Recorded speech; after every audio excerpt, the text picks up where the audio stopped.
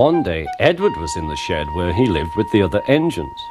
They were all bigger than Edward and boasted about it. "The driver won't choose you again," said Gordon. "He wants strong engines like us." But the driver and fireman felt sorry for Edward. "Would you like to come out today?" "Oh, yes, please," said Edward. So they lit his fire, made lots of steam, and Edward puffed away. The other engines were very cross at being left behind.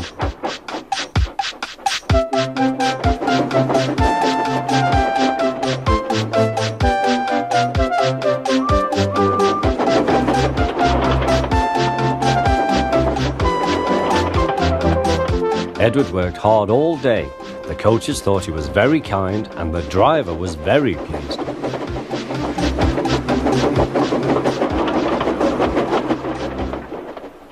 "I'm going out again tomorrow," Edward told the other engines that night. "What do you think of that?" But he didn't hear what they thought, for he was so tired and happy that he fell asleep at once. Next morning, Edward woke up to find nothing had changed. Gordon was still boasting. "You watch me, little Edward, as I rush through with the express. That will be a splendid sight for you. Goodbye, little Edward. Look out for me this afternoon."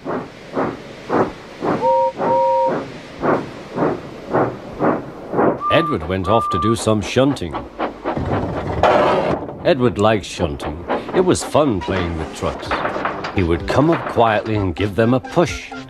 Then he would stop and the silly trucks would go bump into each other. "Oh!" they cried. "Whatever is happening?"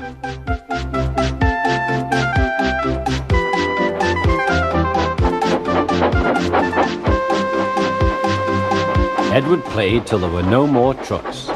Then he stopped to rest.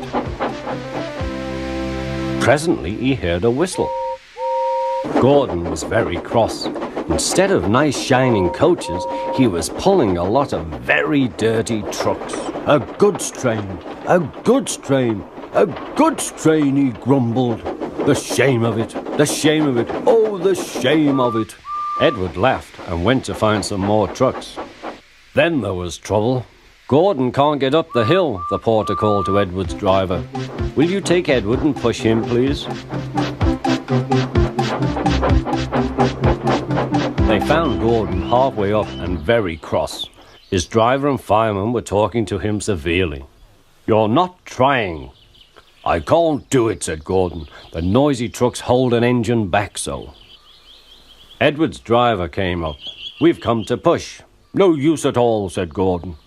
"You wait and see," replied Edward's driver. They brought the train back to the bottom of the hill.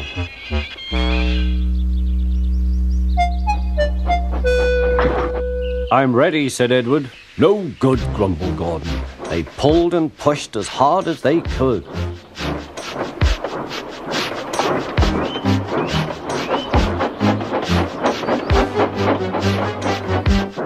"I can't do it, I can't do it, I can't do it," puffed Gordon. "I will do it, I will do it, I will do it," puffed Edward. Edward pushed and puffed and puffed and pushed as hard as ever he could. And almost before he realized it, Gordon found himself at the top of the hill. "I've done it, I've done it, I've done it," he said proudly. He forgot all about Edward and didn't wait to say thank you. Edward was left out of breath and far behind. He ran on to the next station, and there he found that the driver and fireman were very pleased with him. The fireman gave him a nice long drink, and the driver said, "I'll get out my paint tomorrow and give you a beautiful coat of blue with red stripes. Then you will be the smartest engine in the shed."